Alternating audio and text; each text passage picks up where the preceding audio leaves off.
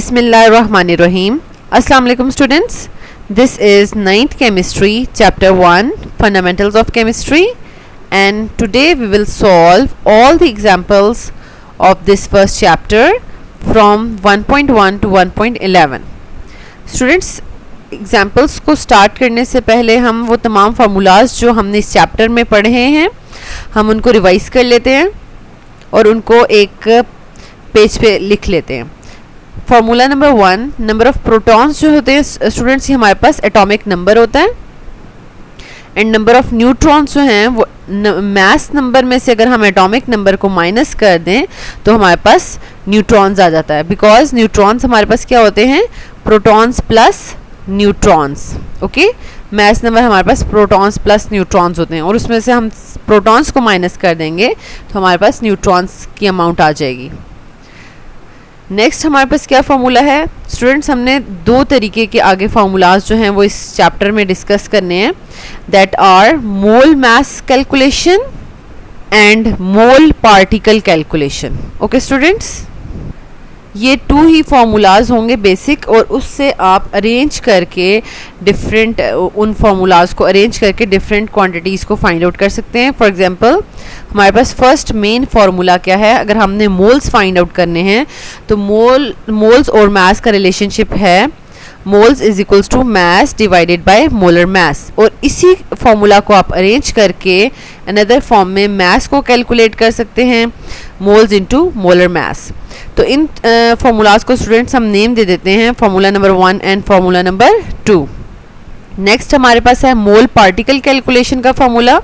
ये main formula है students हमारे पास, और इसी को हम डिफरेंट फॉर्म्स में अरेंज कर सकते हैं, जैसे कि अभी इसमें हमारे पास नंबर ऑफ एटम्स या मॉलिक्यूल्स के लिए ये लिखा हुआ है हमने, और इसी को हम मोल्स के लिए लिख सकते हैं, moles is equals to number of atoms और molecules divided by Avogadro's number.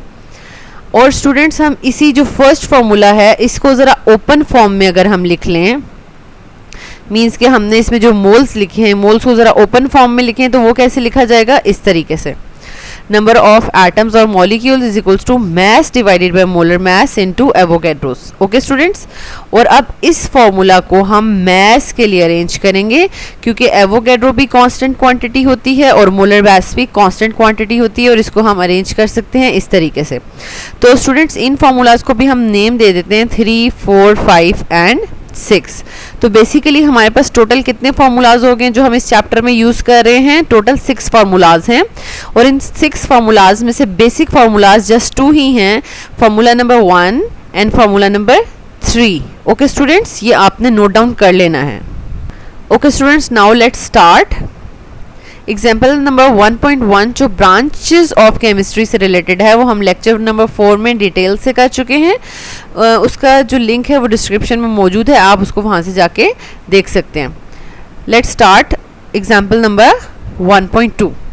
Students हमारे पास ये एक क्वेश्चन दिया गया है, atomic number of an element is 17 and mass number is 35. अब क्वेश्चन क्या पूछा गया है, how many protons and neutrons are in the nucleus of an atom of this element. Students question solve करने से पहले मैं आपको बता दूं कि 9th और 10th के लेवल पर आपके पास जो क्वेश्चन सॉल्व होता है तो उसके मार्क्स डिवाइड होते हैं. 3 मार्क्स का अगर क्वेश्चन है तो 1 मार्क आपको डाटा का मिलता है, यानी इस क्वेश्चन में से आपने डाटा लिखना है. ठीक है, आपने डाटा लिखना है, डाटा का एक नंबर होता है, ठीक है, फॉर्मूला का एक नंबर होता है, एंड कैलकुलेशन का एक नंबर होता है. ठीक है, तो 9th 10th के लेवल पर डाटा लिखना मस्ट है क्योंकि उसका भी एक नंबर होता है, और लेकिन फर्स्ट ईयर सेकेंड ईयर के लेवल पर डाटा का कोई नंबर नहीं होता. Okay students, let's start.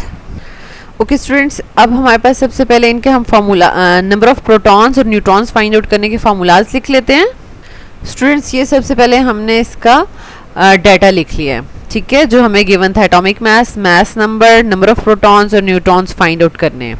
Students अब यहाँ पर हमने इसका number of protons and number of neutrons का हमने इसका फार्मूला लिख लिया है. अब हम इसका आंसर लिखते हैं. एटॉमिक नंबर बेसिकली हमें दिया गया है, दैट इज 17, तो हमने number of protons find out कर लिए.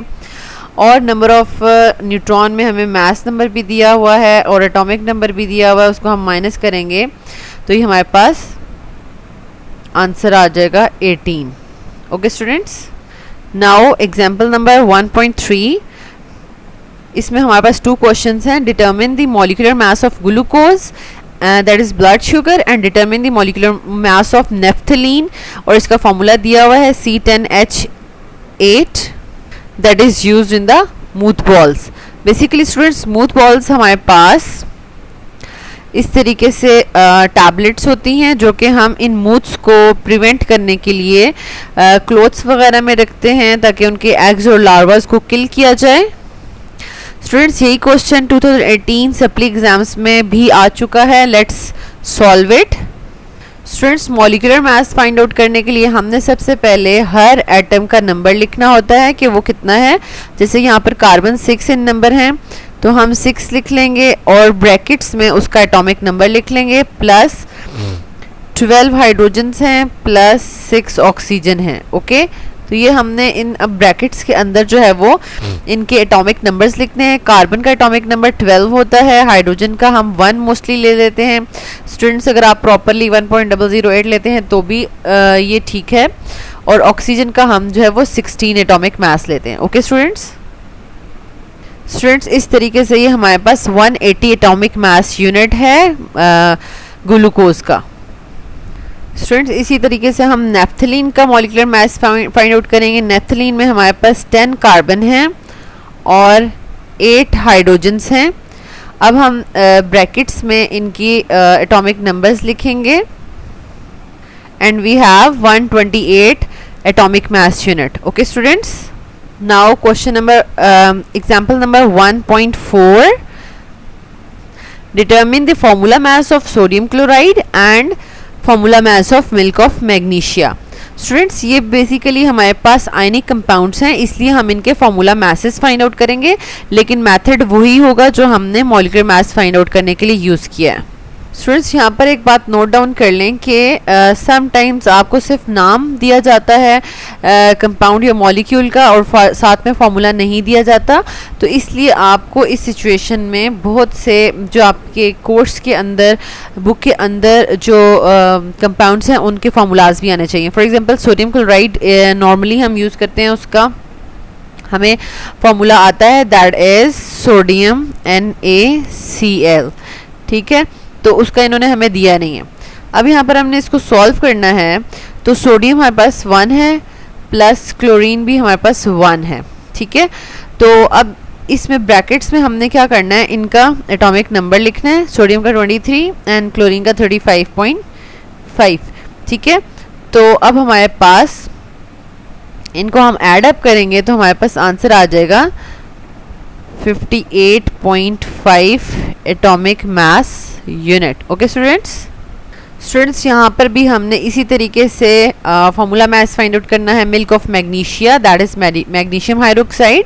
अब यहाँ पर हमारे पास 1 मैग्नीशियम है एंड स्टूडेंट्स ये जो 2 है ब्रैकेट के बाहर ये रिप्रेजेंट कर रहा है कि ये 2 ऑक्सीजन और हाइड्रोजन दोनों के साथ मल्टीप्लाई होगा. ठीक है, तो इट मीन्स कि हमारे पास 2 ही ऑक्सीजन भी हैं और 2 ही हाइड्रोजन भी हैं.